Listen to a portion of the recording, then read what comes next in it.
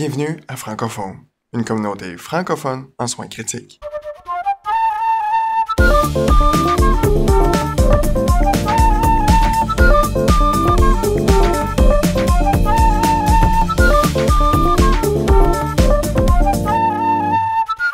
Rebonjour tout le monde, donc c'est encore Mathieu, toujours accompagné de Ariane.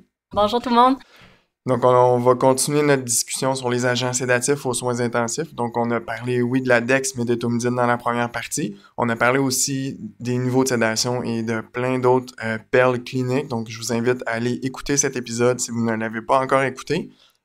Donc pour poursuivre ce qu'on disait, Ariane, on parlait vraiment des agents GABAergiques. Dans les agents GABAergiques, c'est sûr que le propofol, on l'utilise assez souvent, donc on va revenir un peu là-dessus. C'est quoi les doses initiales qu'on met? Jusqu'à quelle dose est-ce qu'on peut tolérer? Donc le propofol, tu peux partir à 0,5 mg/kH. Tu peux monter jusqu'à 4,8 mg/kH, donc il y a une dose max. La raison pour ça, c'est que si tu utilises des doses trop élevées, tu es à risque de syndrome de perfusion au propofol. En anglais, c'est le PRIS. Dans le fond, ce qu'il faut que tu gardes en tête aussi, le propofol, c'est blanc parce que c'est dans du lipide 10%. C'est très lipophile. Fait que ce qui fait que si tu utilises des trop hautes doses, tu vas amener une charge lipophilique qui est importante, puis c'est ce qui pourrait causer un peu le problème du PRIS, parce qu'on s'est rendu compte que cette charge-là va amener une dissociation au niveau de la chaîne respiratoire. Ce qui va se produire, c'est que tu vas avoir une inhibition de la bêta-oxydation au niveau de la mitochondrie par cette charge lipidique-là. Il y aura peut-être aussi une portion du propofol, ce qui va faire que tu tombes littéralement en anaérobie. Donc, tu vas avoir des lactates qui vont monter, tu vas avoir de l'acidose. Au niveau cardiaque, tu vas avoir la dysfonction cardiaque, des arythmies, ça va aller jusqu'à l'asystolie éventuellement. Et tu vas avoir au niveau métabolique une acidose lactique là, qui va se faire. Puis éventuellement, tu vas avoir jusqu'à une rhabdomyolyse. Donc, un des premiers signes d'un PRIS, c'est des lactates qui vont monter sans aucune cause. Fait que c'est un patient qui est sur propofol à bonne dose depuis un certain temps, puis tu as des lactates qui montent, c'est un des premiers signes avant-coureurs d'un PRIS, donc il faut le surveiller. Même chose pour tes triglycérides, parce que tu peux avoir une pancréatite hyper triglycéridique, là, si tu me permets le terme que je vais inventer. Mais donc, il faut les suivre. Même chose pour les CK, juste pour être sûr que tu te ramasses pas avec une rhabdomyolyse. Mais tu sais, ça, tu le fais pas besoin de le faire tous les jours. Là. Tu suis tes glycérides, tes CK, t'es sur 2-3 jours. Donc, en moyenne, 2-3 fois par semaine, là, pour ton patient qui est à haute dose, qui est sur une perfusion prolongée. Parce que tu sais, t'as des facteurs de risque. Oui, c'est ça. L'incidence est assez rare, mais dans la littérature, c'est quels patients qui ont fait des PRIS?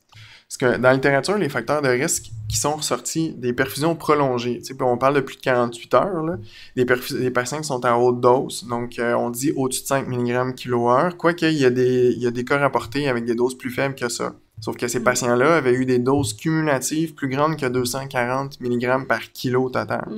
C'est des patients qui sont en faible apport énergétique, donc ça prendra pas grand-chose pour tomber en anaérobie. Là. Okay. Ces patients-là sont plus à risque.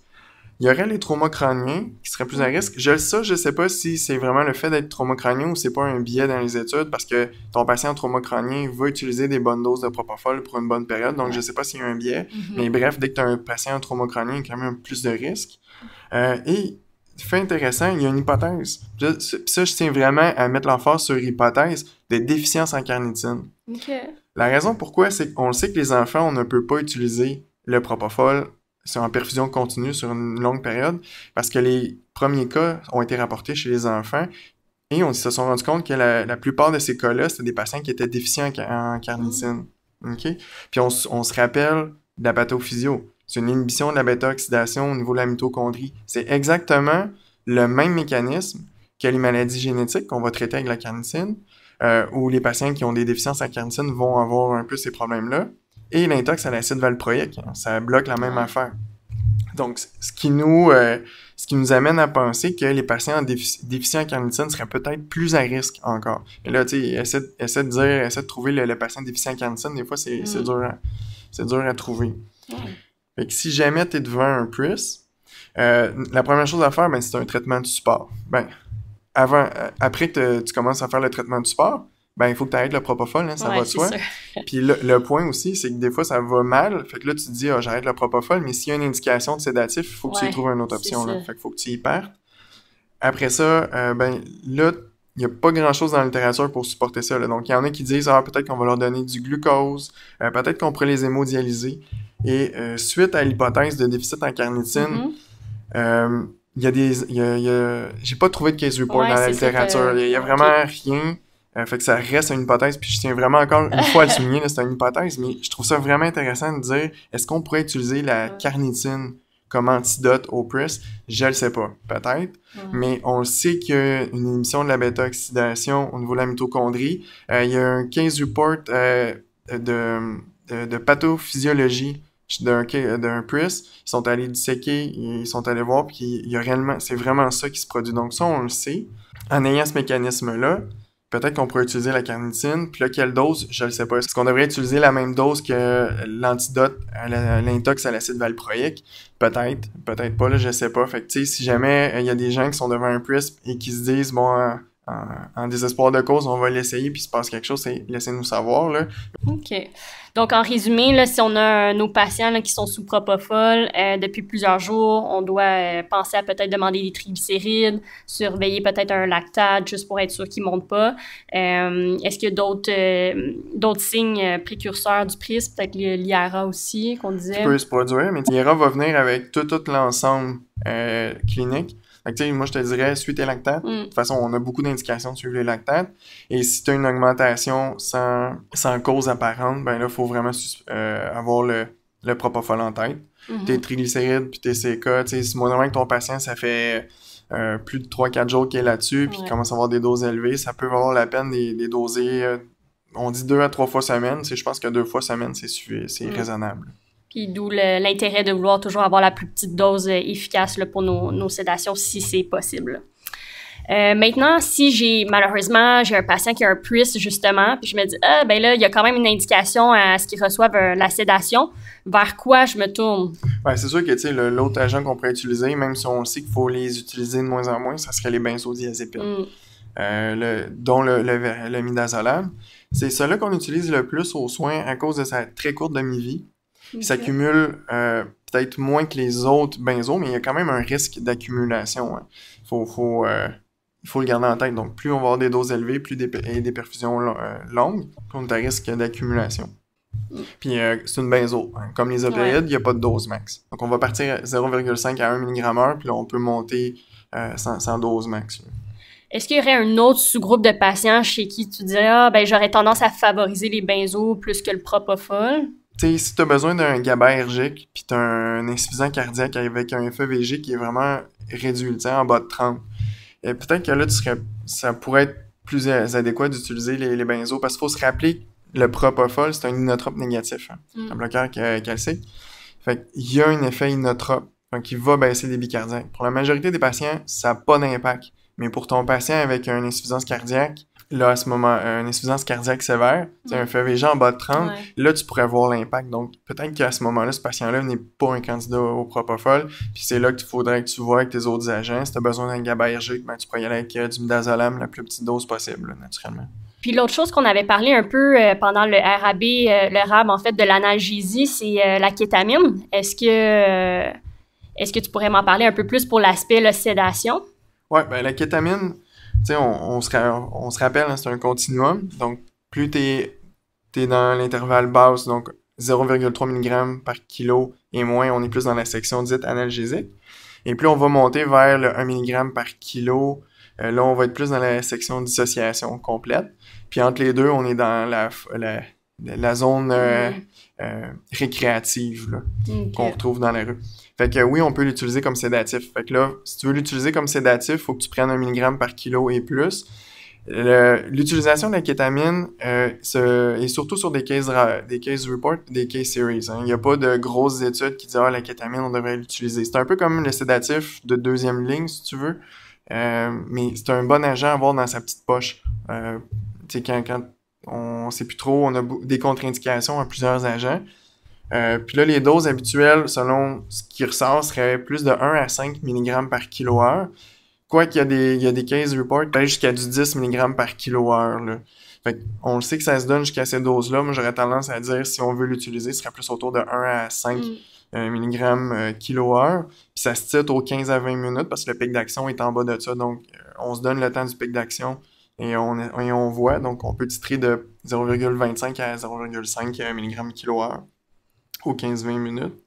Et si jamais on l'utilise, on peut le combiner avec un autre agent, que ce soit du midazolam ou le propofol, là, si jamais on voulait faire une double sédation, un double agent sédatif. Ça va être le premier qu'on va enlever. Fait que c'est le premier à sevrer, puis après ça, on garde notre GABAergique, puis on va le diminuer plus graduellement, là, justement à cause du risque de réémergence. De réaction d'émergence qu'on avait parlé. Dans le fond, les réactions d'émergence, c'est un peu comme un patient qui aurait des hallucinations pendant qu'il est conscient. Hein? Ça doit pas être super agréable. Non, vraiment pas. Je l'ai pas essayé. Là. Ouais. Donc, c'est vrai que c'est une bonne stratégie d'essayer de titrer d'abord la kétamine. Comme ça, on a l'effet GABA qui reste pour essayer d'éviter ce symptôme-là. Puis, est-ce que, dans le fond, il y aurait justement pour la kétamine des sous-groupes de patients chez qui on voudrait le favoriser? Je pense au Patostatus asthmaticus. Oui, dans le fond, les case series ont été beaucoup en status asthmaticus parce qu'il y a quand même un effet bronchodilatateur de la kétamine. Donc, c'est un effet comme la bande qu'on pourrait utiliser. Au même titre que le patient en ARDS, on voudrait une certaine bronchodilatation supplémentaire. Ça pourrait être un argument en faveur de l'utilisation de la kétamine. On aurait également le status épilepticus qu'on pourrait utiliser parce qu'on se rappelle que c'est un bloqueur. La kétamine est un bloqueur des récepteurs NMDA. Fait que quand tu convulses, dans le fond, tu as moins en moins de récepteurs GABA et de plus en plus de récepteurs NMDA sur ton neurone. Fait que le fait de bloquer le récepteur NMDA, c'est vraiment synergique. Je pense que ça aussi, il y a beaucoup de choses à dire. Je pourrais faire l'objet d'un épisode en soi.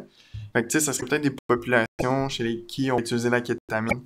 Puis le patient qu'on appelle le bronchospastique, là, en guillemets, pourrait bénéficier de cet effet-là par la bande. Fait que, ça serait le genre de patient qui pourrait être candidat à de la kétamine, par exemple. Okay. L'autre affaire que j'ai entendue souvent aussi, c'est, le patient est en choc septique, les pressions sont basses, on dit, la kétamine, c'est stable hémodynamiquement, même ça va faire monter tes pressions, monter ta fréquence cardiaque. Est-ce que c'est un type de patient chez qui... Hémodynamiquement neutre, c'est vrai et faux. OK? La raison pourquoi, c'est que la kétamine, en soi, est inotrope négatif. Donc, ça va baisser ton débit cardiaque. Mais comme tu disais, ça fait un relâchage de catécholamine. Fait que pour la majorité des patients, tu ne le verras pas cet effet-là. OK? Fait que ça n'a pas d'importance. Sauf ton patient qui a un FEVG vraiment diminué. Là. Tu sais, le seuil en bas de 20, là, tu en as des fois là, les insuffisants cardiaques en fin de course, si tu veux, là, 10-15%, lui, tu vas le voir l'effet. Tu sais, lui, là, il est hautement dépendant de son débit cardiaque. C'est sûr, tu vas me dire, on est tous dépendants de notre débit cardiaque, c'est vrai. Mais lui, moindrement qu'il y a une diminution, ça a un impact significatif. Le patient aussi qui est en gros choc septique, tu sais, il est déplété en catécholamine. Depuis plusieurs jours, là. Ouais, c'est ça. Lui, il est vide.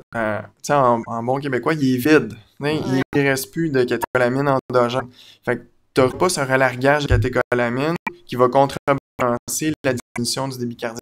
Fait que c'est un patient qui est en gros choc, puis qui n'est pas sous amine, tu n'auras pas ce contrebalance-là, donc la diminution du débit cardiaque va être plus importante. Fait que c'est pour ça qu'il faut faire attention, tu sais.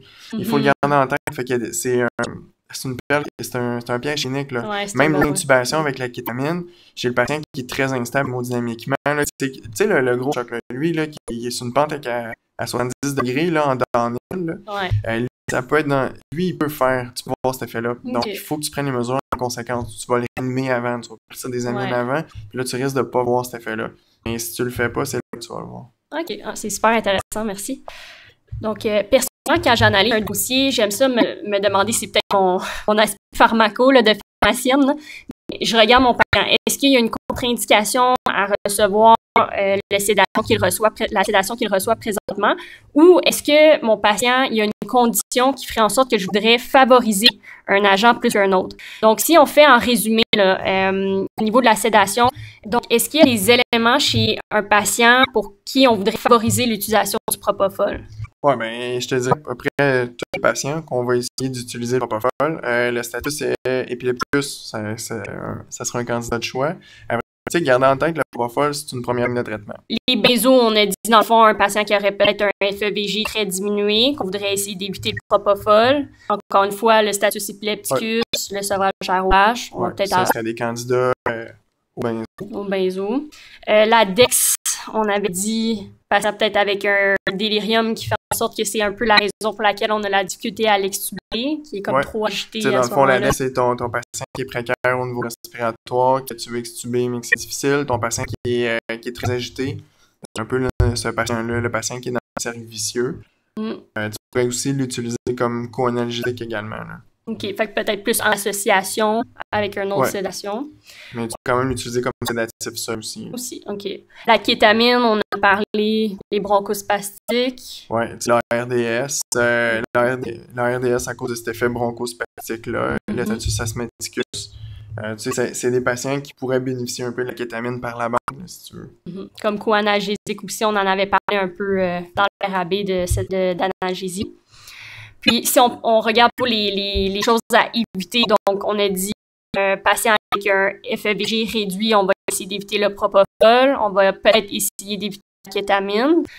Si on a un FEVG qui est très, très réduit. Est-ce qu'il y aurait d'autres contre-indications, par exemple pour la DEX? Est-ce qu'il y a des choses qu'il faut faire attention? Pour la DEX, c'est sûr que ton patient qui est bradycarde, qui est hypotendu ou qui est précaire au niveau de la volémie, c'est dans le fond tous des facteurs qui font que le patient est à risque de décompensation hémodynamique.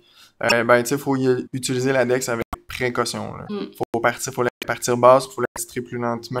L'autre chose, des fois on oublie, mais des patients qui ont une pancréatite ou qui ont fait un ça m'est déjà arrivé, puis il a fallu que je négocie un peu, mais un patient qui a déjà un triglycéride à 8, on fait pas c'est ça, parce qu'il faut se rappeler, le propofol, c'est du lipide 10%. Fait que, si tu te dis, moi je veux pas partir de lipide chez ce patient-là, malheureusement, t'es pris, là, parce que le propofol, c'est du lipide 10%.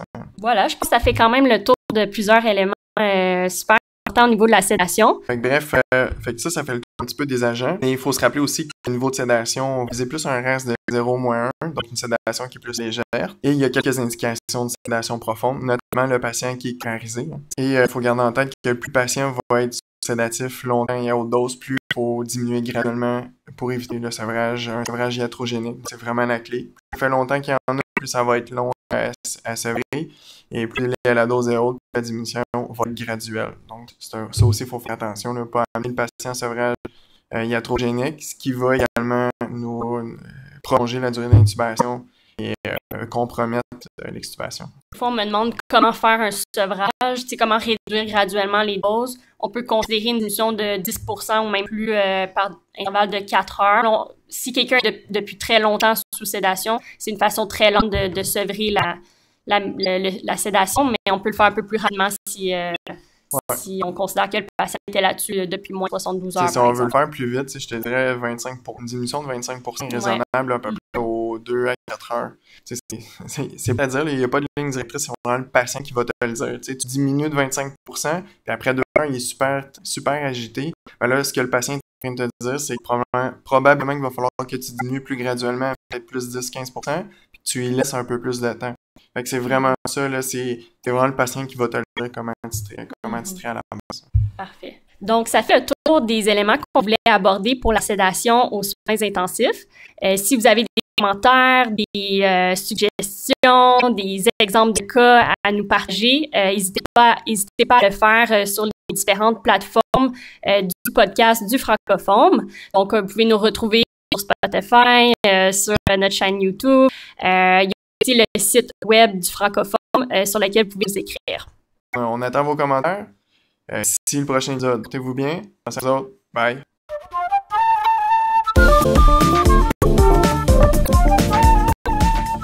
L'information contenue dans cette balado-diffusion est de nature informative seulement et ne remplace aucunement le jugement ou l'avis d'un professionnel.